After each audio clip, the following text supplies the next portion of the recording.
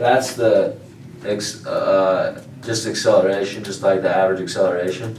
This is angular acceleration. Angular, okay. Yeah, that's angular. Angular So in acceleration. other words, like this is 0 because this change in this, it's constant, right? Yeah. So if it's going 15 radians per second, it's going to be going 15 radians per second finally. So it's just always going to be 0 divided by something. So it's just always 0.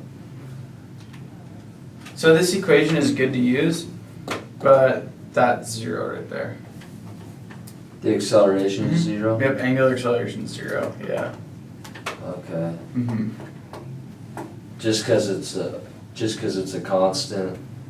Yeah, since it's moving at a constant velocity, then if there's no change in velocity, then the acceleration is just 0. Okay. Yeah.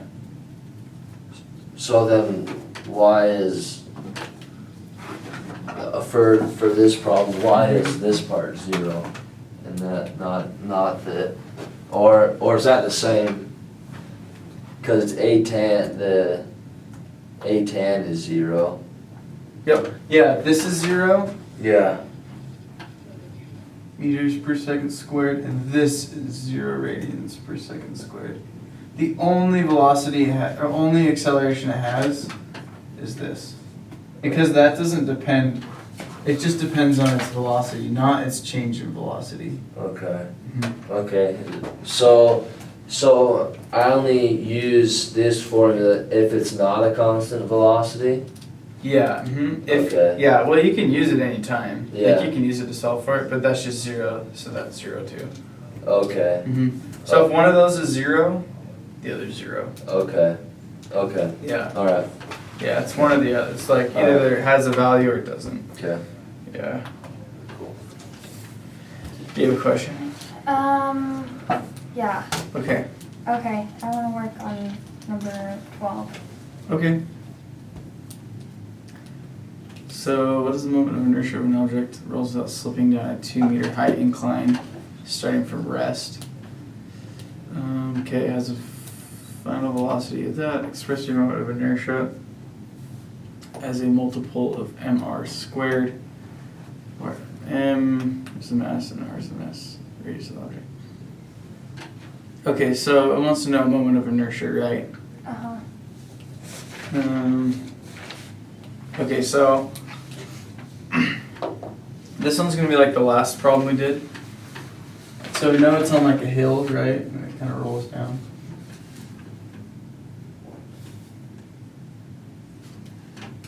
You don't have an extra piece of paper I can borrow with you?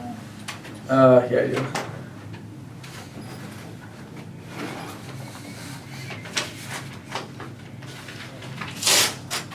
Here you go. Yeah.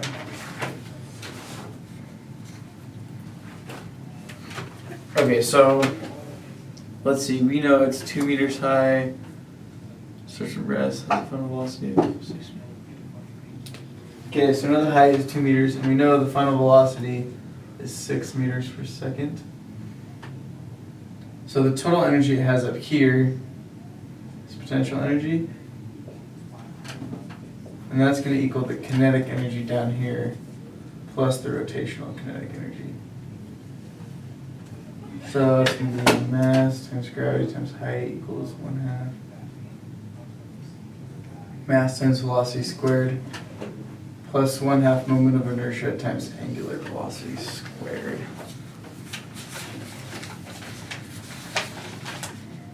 Is a multiple.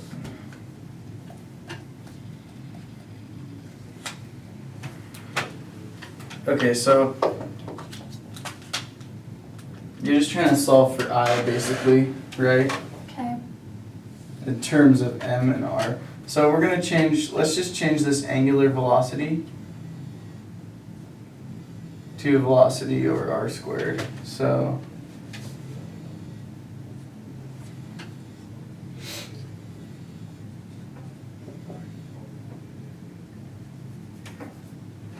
we can just like start to plug in numbers basically. So we're going to have our mass, well, I don't know, times 9.8 times the height of 2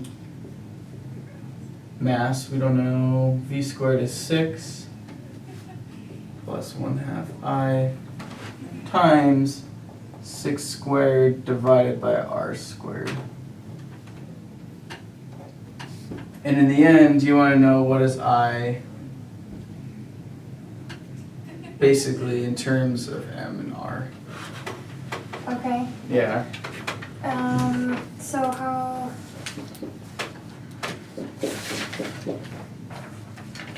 Yeah, so basically you just want to get I by itself.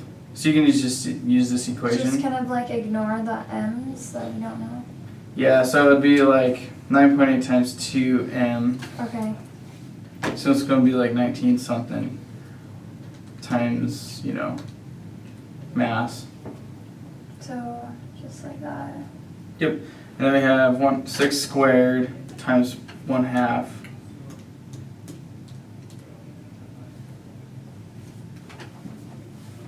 Okay, And then this one's going to be like, let's see, 6 squared times I times 1/2. Well, I guess it'd be, yeah, divided by r squared. Yep, so you can subtract this 18m over here. So you have like something m.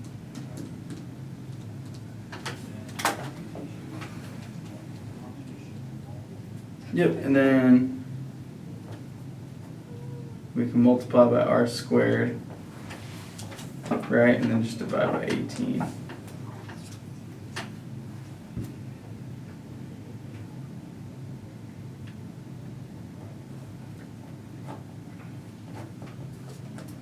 Yep, so you just say 1.6 divided by 18. That'll give you some number times m times r squared.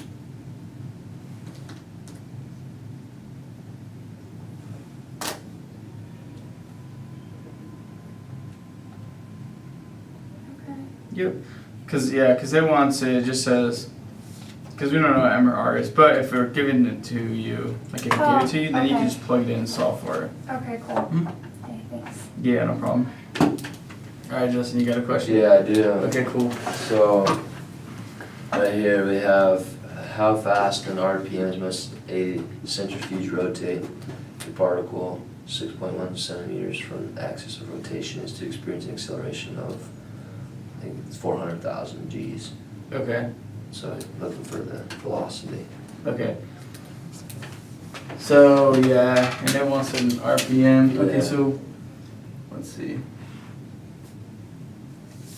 So we're given what angular acceleration? 400,000 Gs. Okay. Yeah, let's write this out.